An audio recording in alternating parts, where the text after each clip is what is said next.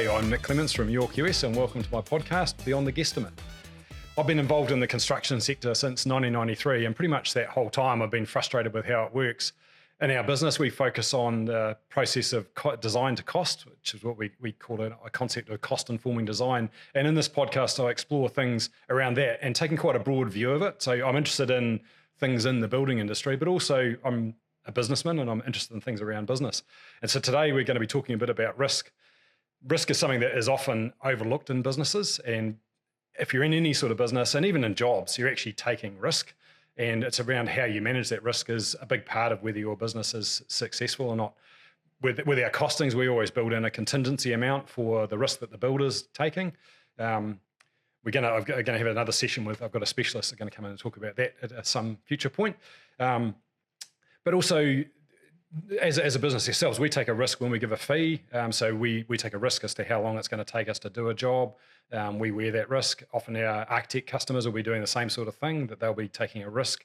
And then there's other risks in the businesses that are much harder to predict and much harder to control. And insurance informs an important part of being able to manage that risk. And so today we've got Brent Denny from Coversure. They're a specialist broker in business insurance. So welcome to the show, Brent. Thank you. So what got you into insurance and insurance broking? Well, I guess like most people in the insurance world, I can't say I quite fell into it, but I was originally in the finance sector in a slightly related industry to the insurance world, and sort of got to know how the insurance world works a little bit, and then the global financial crisis happened, and I had to look for a new job, and that felt like a natural fit to move into, basically. So that's sort of how I ended up there, and these days I'm working as a foreign general insurance broker with Coversure. All right. So what sort of businesses do you typically work with? A wide variety. So we get involved a lot on manufacturing, warehousing, and do a lot with tradies. And also business professionals, I suppose like yourself. All right. So in terms of business risks then, so I talked about some early on, like we got a risk with our fee proposal. Obviously every time you drive your car, there's a risk. In terms of us as QSs, we have a professional indemnity risk. So what sort of risks do you typically cover? Effectively everything you just said. But yeah, and it really does come down to what's the individual client's needs are. So I guess if you're a tradie, things like public liability are going to be important to you, tools insurance, vehicle insurance, that kind of thing. If you're perhaps more in the professional space like yourself, as you mentioned before, professional indemnity insurance is probably going to be one of the key ones that you would want to operate your business. So yeah, it really does depend on exactly what the business is and what they're doing day to day. And from there you can kind of work out what's appropriate for them. So I guess insuring things like tools and accidental damage to neighbouring properties and that sort of thing is reasonably straightforward. With professional indemnity, how is that assessed and how does that work? So what sort of things can you protect yourself against and what can't? So like I mentioned before about we take a risk with our fees. I'm presuming I can't insure that I've undercharged on something. Yeah. So what things are feasible to insure and what aren't? Yeah, ultimately a professional indemnity policy that's very much designed to cover you for the advice that you provide ultimately to your clients at the end of the day. So so effectively it covers the advice, and then also the other probably key part of the policy is errors and omissions. So if you have some sort of error in perhaps your calculations, as an example, then there's cover for that sort of eventuality as well. If that obviously flows through, and then they're making decisions based off, and your clients are making decisions based off those figures or recommendations, and they may have some sort of recourse down the track to effectively sue you or work out whatever they need to do. Yeah. So that's me as a QS. So say a designer, what sort of, is it the same thing? Is it the same sort of cover, or is it cover vary? Yeah, so people? I guess each insurer will have their own policy wording, and they will cover you for variations on slight different variations within the policy wording. But fundamentally, they're designed to cover people for exactly those things. The advice and errors and omissions are kind of the two key things. So I guess if you're in the design space, it's probably more the advice piece that's probably going to be more relevant. Whereas if you're calculating an engineer, for example, it's possibly more around the numbers. Or a building falling down or something. Yeah, exactly. Yeah. Yeah. And a builder, so what would a builder need professional attending? Yeah, they can do. Yeah, it depends again on their role. But yeah, so a licensed building practitioner, there's usually some form of like limited advice that they're effectively signing off on the construction. So yes, they can obtain a professional indemnity cover for that kind of for that kind of work. There's some statutory liability cover as well. That's also quite important. So what does that involve? So statutory liability is effectively what you're talking about there is you're covering someone for any extraordinary breaches of government statutes. So it could be the building code, or it could be health and safety at work legislation. Any government statute effectively is what you're looking for cover on that kind of thing. And what sort of things does it cover? Because I thought you couldn't insure yourself against fines. So if you get a health and safety breach, you can't insure against the fine. That's a good question, and you are right. You can't insure against that fine, but you can insure against the when basically health and safety comes knocking on your door.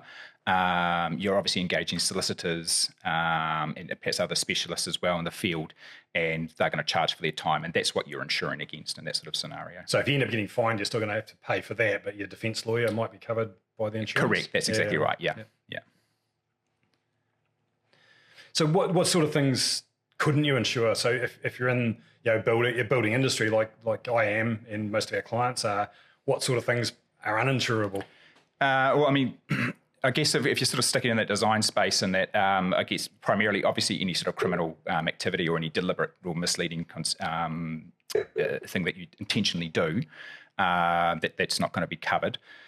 And I mean, every policy will have their limitations on what sorts of things that they will cover you, whether it's a sum insured limit or whether there's a restriction in cover, and it's usually intentional for why the insurers are wanting to do that. So if you talk about like that statutory liability cover as an example, often it's not uncommon for insurers to say increase in excess or something like that on a health and safety at work claim for builders because they recognise that they're deemed to be a higher risk. Yeah. So so they might put some sort of like more restrictions or limitations around the cover than perhaps what they might do for, say, a general office worker or something like that. So just, I guess, touching in on that a little bit, we've seen the use of scaffolding and fallen nets. This might be getting a bit specific, I don't know whether you've been exposed to or not, but scaffolding isn't mandated, but it's become a risk mitigation exercise for builders that basically if you're not putting scaffolding up, it seems that you're more likely to expose yourself to a risk of prosecution if you haven't been scaffolding. So have those sort of things affected the risk profile from the insurer's point of view? So has it changed how they look at it? That now the industry is doing these activities to reduce the risk of falls. Has that changed how insurers view it, or are they still just charging the same as they were? That'd be probably difficult for me to comment on specifically, but I guess how insurers generally view risk is they will look at the occupation class, so a scaffolder or a builder, they will view slightly differently, and they'll make up their own risk profile. And each individual insurer will be different because they'll be relying on the, historical claims data, as well as their own understanding of the that kind of industry. So that's one huge driver. So in theory, then, if scaffolding has reduced the risk of falls, it should be reducing the claims and therefore reducing the premiums? Yeah, you could possibly, but I mean that possibly could be one risk exposure that's been reduced. But then, say for example, I don't know, maybe they're experiencing a higher, say, public liability loss due to, I don't know, scaffolding being falling or whatever it is, and so therefore you might be experiencing a higher risk exposure in that area. It's to a degree it's sort of horses for courses a little bit, but it's difficult to give you a straight answer in terms of what's happening with each individual client's pricing. But generally speaking, they will view if you come to me as a scaffolder, they'll have their idea or preconceptions already around what they're going to do and what they're going to charge, given the size of you and what your primary occupation is.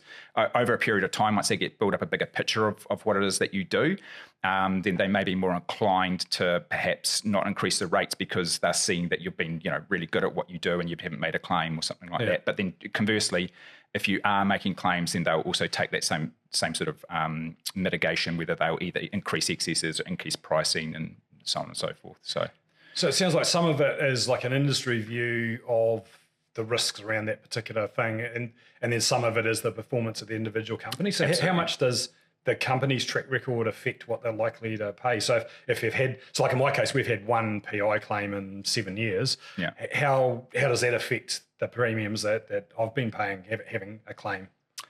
I guess what happens is the insurer annually, they'll be reviewing the account, and if they're seeing a pattern or a trend or whatever. So like if you just take like motor vehicles, for example, is probably a really good simple example. If they've got to say a fleet of 10 vehicles, a business has a fleet of 10 vehicles, and they're having a couple of windscreen claims a year, and maybe they might have a not at fault claim every couple of years or something like that, then they're probably not going to be too onerous on what it, in terms of increasing rates and terms and things like that. But if they're, every 3 or 4 months they're having some form of a claim, whether it's at fault or not at fault, they're constantly having windscreen claims, then they're going to be starting to look pretty closely at your account, and they're going to be wanting to increase premium to make up for that, effectively what it's costing them. So the insurance companies have like analysts or whatever looking at this sort of thing? So basically there should be an underwriter that looks over a policy every year. So I guess it's probably in part quite important to be talking to your broker at every renewal to make sure that, one, that you're getting covered correctly, and two, that you're still getting the best deal that's available. And and that should help, I guess, both the client and the insurer understand, because the more that the broker understands, then that's easier that they can relay that story to the insurer. So, for example, if you've had like a spate of vehicle thefts, and halfway through the year you're like, this is crazy, so you put GPS monitoring systems on all your vehicles, then that's something that the insurer would probably be quite keen to know about. Right. But if those messages aren't getting through to the insurer, then from an insurance perspective, they don't know. They're just looking at what they've seen in the past. Yeah, right. So it's a good idea to have a close, positive relationship with your broker or insurer. So it's actually the relationship between the insured party and the insurer sounds to be quite a lot more nuanced than what I was sort of taking. I thought it was just they had this policy, you take it or leave it. It sounds like there's...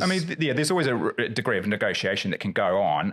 If it's, I guess if it's truly poorly performing and the insurer really doesn't really want it, it's basically take it or leave it. But you can obviously negotiate. If things seem unreasonable to you, if something seems unreasonable to me as a broker, I will go back to the insurance company and I'll have a conversation with them about it. Like just earlier today, for example, a person came to me with a house and they requested to see a builder's report, which was sent through to them, and there was something around the wiring in there which the insurer put a clause on, and to me that's ridiculous because it's a 2009 built house, with modern TPS wiring in it. So I went back and queried why they're putting that sort of clause on there. So you can have that sort of negotiation or discussion with the insurer to make sure that the client's ultimately benefiting correctly.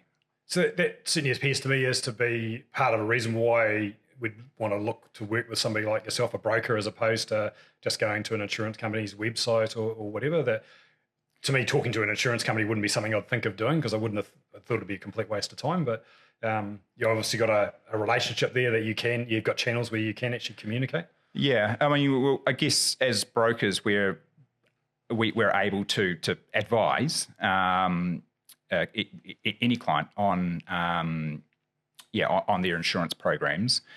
And whereas I guess if you're going directly to an insurer, they can't actually provide any actual advice. They can sell you the policy, but they can't tell you basically its operation or this policy is better than this policy and these are the reasons why. Okay. Whereas we're in that position where we all have to study, we have to be qualified to do what we do. And yeah, that's something, the benefit, I guess, of what you get from an insurance broker is being able to get that appropriate advice for not only when you're selecting a policy, but also at point in claims time. Yeah, right. Whereas dealing with the insurance company, they can't give advice. They can only say... Correct, yeah. Basically, yes, no. Answer questions, yeah. They can talk specifically about their policy, but they can't talk about any or make any sort of comparisons or anything like that. Right. And in terms of you, do you work with one particular insurer, or how does that work? How do you decide who you're going to work with? So we work with a variety of insurers, but it will come down to what each insurer, generally speaking, has something that they're particularly interested in, or what they want to insure, and there'll be other things that they don't want to insure. And then some insurers will insure certain lines of insurance. So, for example, you might have one company that deals specifically in liability covers, but they don't deal in, say, commercial motor covers, for example. So you're only approaching that insurer about a liability package or something like that, and you might be approaching someone else about motor. So basically what it means is that there's a lot of different, there's actually quite a large amount of insurers that you can approach. Being a broker in the market, I mean, it'd be tough to put a number on it, but I would imagine at any one point in time we're probably dealing with comfortably 20 insurers, if not more. Yeah, it'd be, yeah. And are they all brands of a single company, or are they? There's some organizations across. Yeah, so you've got the likes of like IAG, they're probably the biggest insurer in the country. They have direct arms like State and AMI. And then they've got NZI as their major broker distribution channel, but then they've got other smaller entities as well that they have. And the same is true of most other large insurers in the country, and even a lot of insurers in New Zealand, or they're really underwriting agencies. They often are underwriting agencies on behalf of Lloyd's London. So there's a lot of variety. So you mentioned underwriters. So how does that fit in? So we've got these. So it sounds like you've got retail brands and then trade brands, I guess you could call them, that come through the broker channel. And it sounds from what you're saying is that they have different areas that they specialise in, or maybe appetites for different sorts of risk in what they're doing. Where do those reinsurers fit into it? So a reinsurer, I mean, you'd never see them. I mean, I don't even talk to them at my level, but effectively how they generally operate, reinsurers, I guess that probably the easiest way to think of them is as an insurers for the insurance companies, is in simplistic terms. They will provide capacity for them. So, for example, when the Auckland floods or the Christchurch earthquake or whatever it is, some sort of large-scale event like that, the insurers, they'll be holding, I don't know, whatever the number is, $10 million, for example. They'll wear the first $10 million worth of claims, and then after that, then they'll have some sort of agreement that goes off to the reinsurance company. Every insurance company will have different reinsurance arrangements, and they might do the same thing for single large off losses. So if you've got an apartment building downtown that's worth $100 million, they might go away and seek some form of reinsurance for a building like that, and they might say take the first $1 million if the thing burns down, and the reinsurer takes the rest.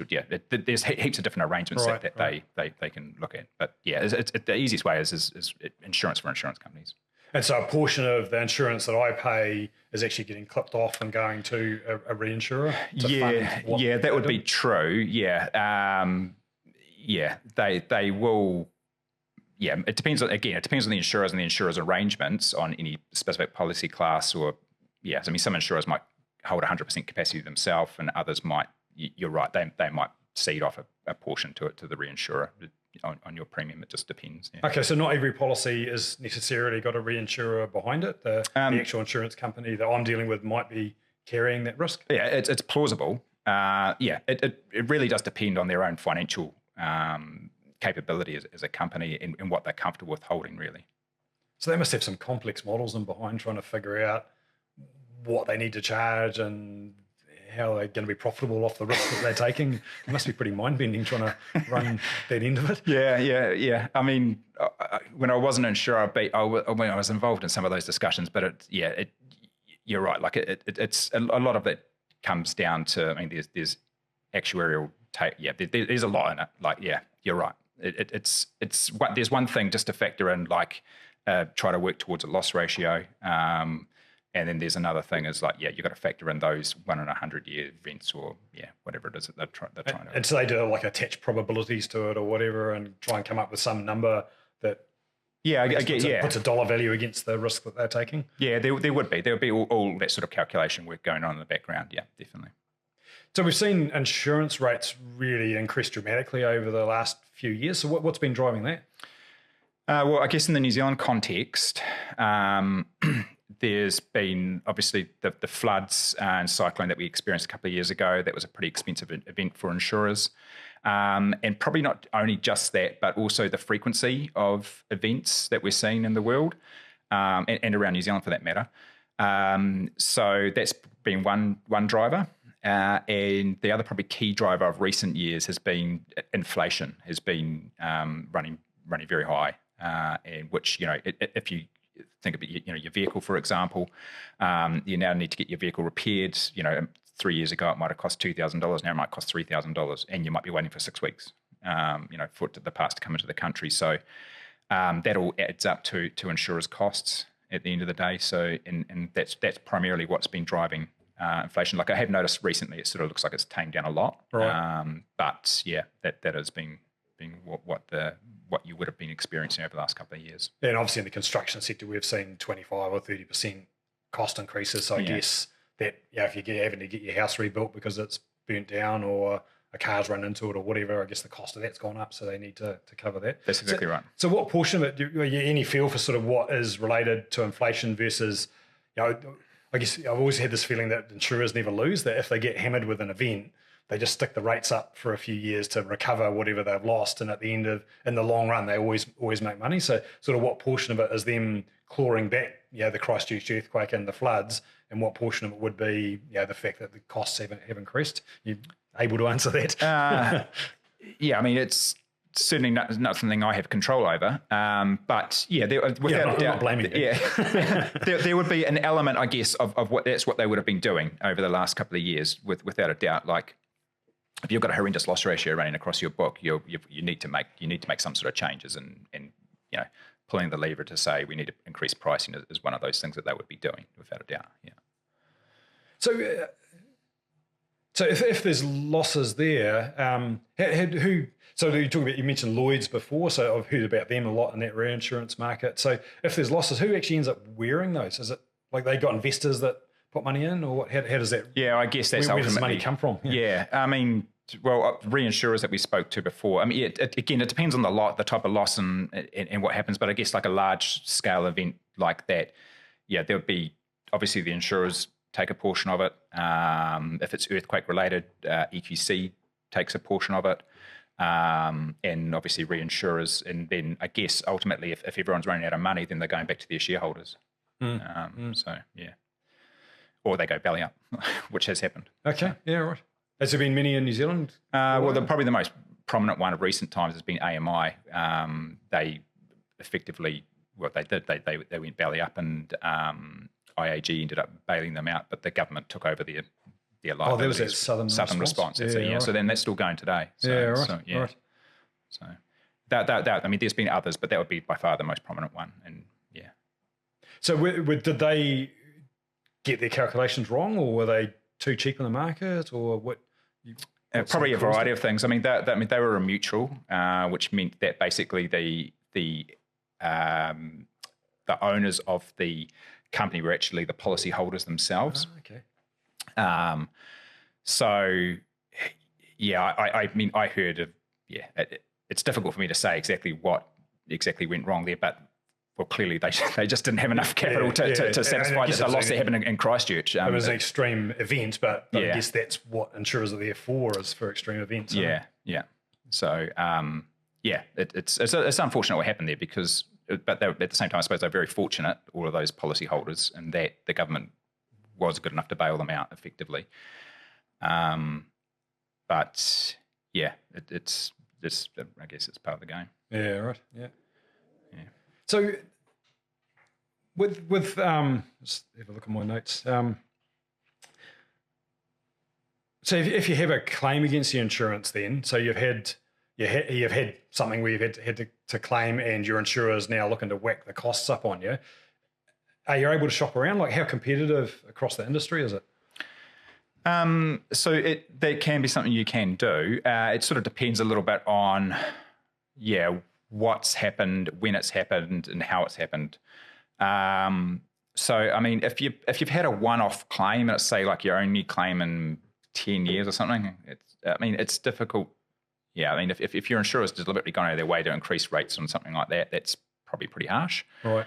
But if it's something, continuous, you go back to that motor vehicle scenario, you're constantly having motor vehicle claims, and you can try to shop it around, definitely, and you may have some success. I think what I tend to find personally is a lot of insurers just flat out refuse to quote if it's that bad. So you've obviously got to declare your history when you're correct. Going to the next one. So they effectively got the same view that your existing insurer has. So while they might not have the losses, they've got the view of this is what's going to happen in the future. Like. That's exactly it. Yeah. And then like I said before, like that sort of comes back to that whole relationship with your broker and that, and making sure that your broker understands exactly what what changes you perhaps made in your fleet management or your property management or whatever it is that where you're experiencing those losses. So, but yeah, to answer your question, yes, shopping around can work in terms of reducing costs in the short term. But if you don't change what you're doing, chances are correct. You're going to have the exact same experience again with the new insurer. So you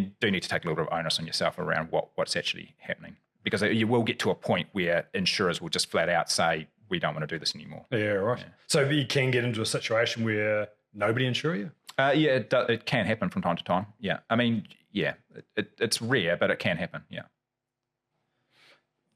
So I guess the alternative then is you become self-insured, so you take the risk yourself. I mean, when I was at Carter Harvey, I think their excess was 100 million or something. So they effectively wore the risk on all of the smaller stuff. Is that a viable strategy for people?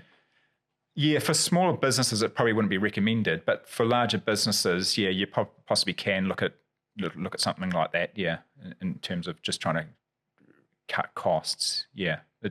Again, it kind of depends a little bit on the exact business, what they're doing and how they're doing things, and what their financial capability is like to wear significant losses themselves. So, it's really horses for courses.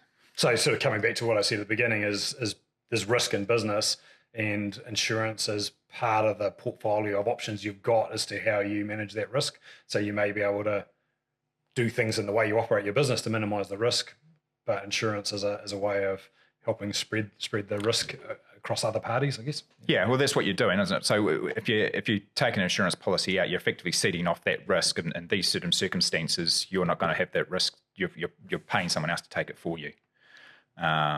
So yes, you're right. Yeah, you're definitely helping mitigate your own business's risk. And I guess in theory, then the risk is being spread across everybody in the market. So your risk, everybody's paying a piece for everybody else's risk, I guess.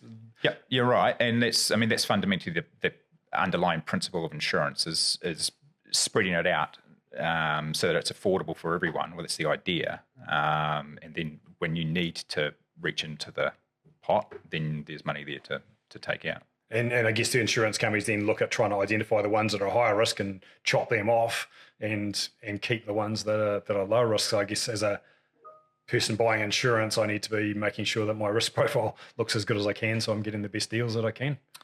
Yep, that's right. Yeah. So like I said before, like they can and do just say no. Thanks. I don't want to insure you any longer.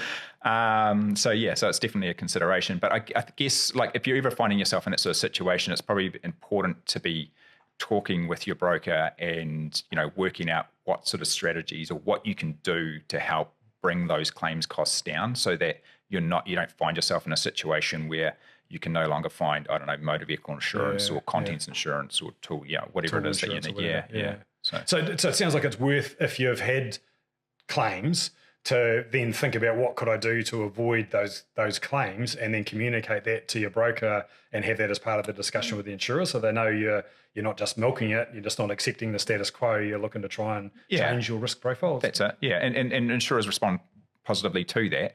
I mean, your broker should be able to provide you with some good suggestions and on what you can do to help mitigate risk as well.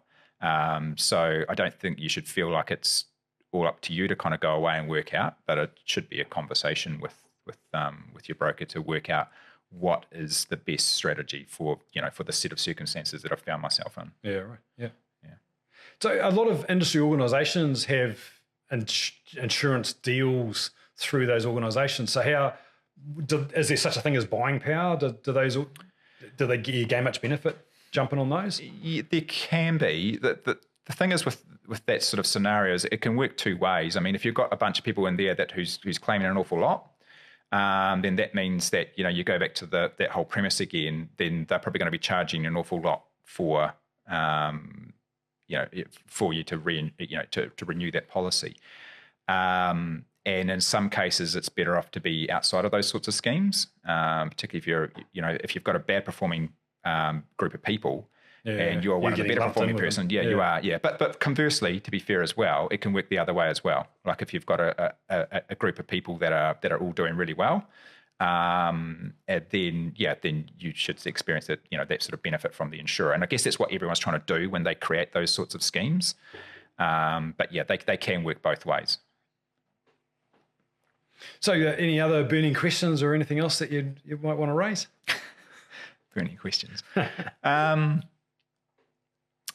I think, I mean, I guess in New Zealand, we're quite fortunate with our ability to get insurance across the country.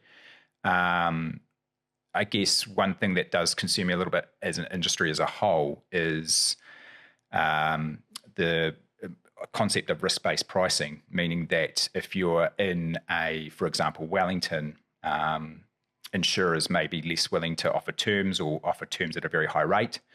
And what I feel that can do is, whilst it benefits people in other regions through lower pricing, if you're based in a city like Wellington and you can't obtain insurance, then what that means for the wider region down there. So I guess what I mean by that is, like, if you've got a building that you can't sell because no one can get a mortgage on it, because no one will insure it.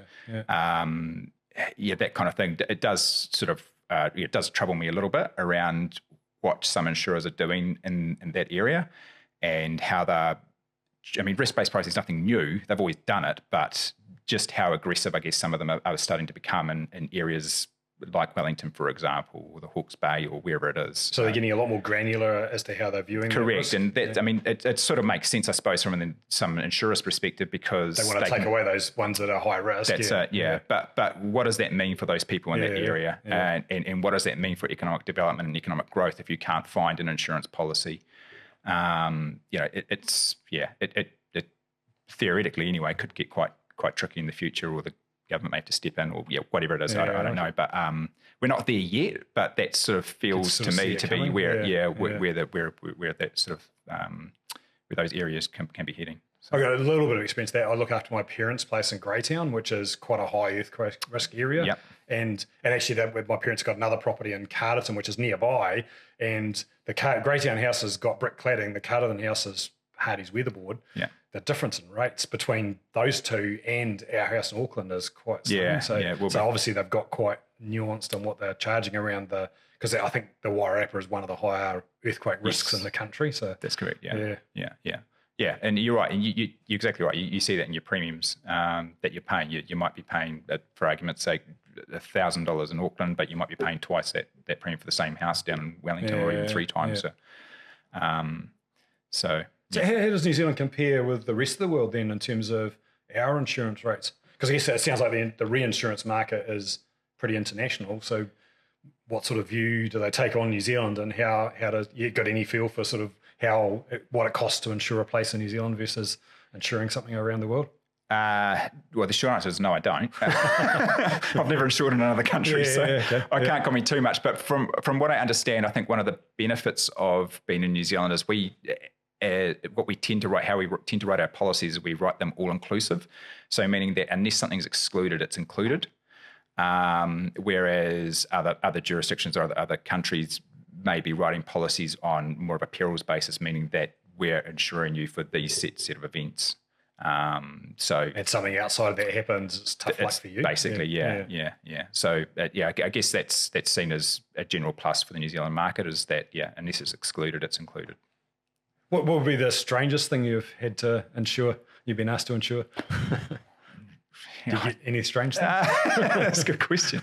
I'm sure there would be if I thought about it for long enough. I usually get asked about strange claims, but the strangest thing to be honest, it's generally pretty vanilla, what I do day to day. Nothing's really jumping out of my mind, sorry. So you've not had somebody ask to insure their legs or something? No, and to be fair, I would have no idea at all where to start on something like that if they asked. Well, thanks for your time today, Brent, and thanks for the insight.